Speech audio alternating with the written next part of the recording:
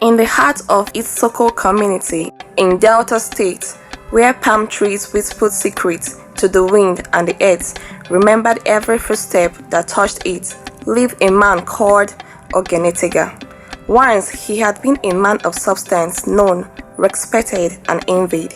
Wealth flowed through his hands like river water, and houses rose at his command.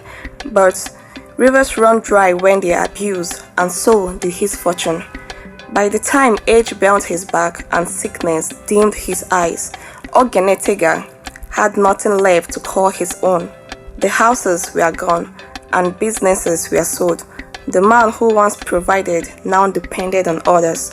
In his final years, he lived in a modest house built not by him, but by one of his sons from another woman. When death came, it came quietly, as it always does for those who had already lost everything.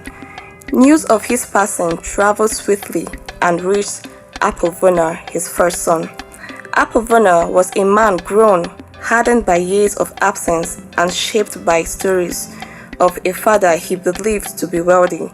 As he prepared to return home, grief did not let him, expectation did.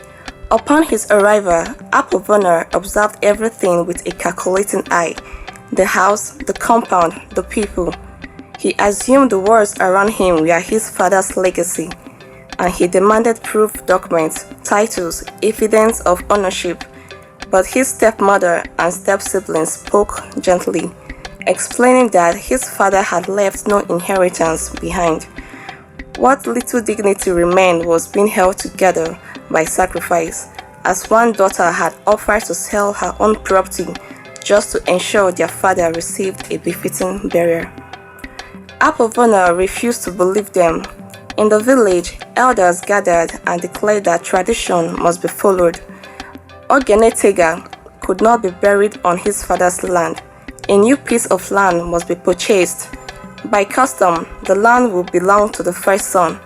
When Apovona heard this, something shifted in him. What truth could not convince, tradition now promised. Preparation for the burial began in earnest. Family members arrived from far and near, some traveling across the ocean to say goodbye to a man whose life had been complicated but whose blood they shared. Drums echoed through the village. Dancers rehearsed.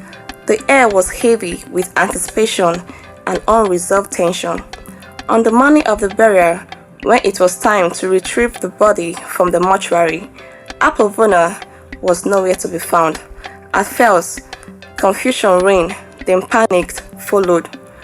Calls went unanswered. Soon it became clear that he had disappeared, with the death certificate and the identification tag required to release the body.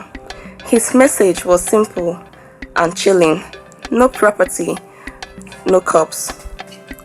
What began in disbelief turned into horror. Elders attempted to reason with him. Family members pleaded. Apovona had vanished, leaving behind chaos and heartbreak. The siblings who had sacrificed so much wept openly, their grief deepened by helplessness. After much deliberation, the elders spoke again. The living must not destroy themselves over the stubbornness of one man. And so, the burial rites continued without a body. Songs were sung, dances were performed. A Thanksgiving service was held in church. The village marked the end of Ogenetega's journey in the way left to them, leaving judgment to forces greater than themselves. In Isoko land, there is a saying passed from generation to generation: a child who dances SURUGEDE must understand that SURUGEDE is a dance of spirits. Apovona had chosen his dance, deaf to warning and blind to consequence. When the community stepped away from him, it was not out of cruelty, but wisdom.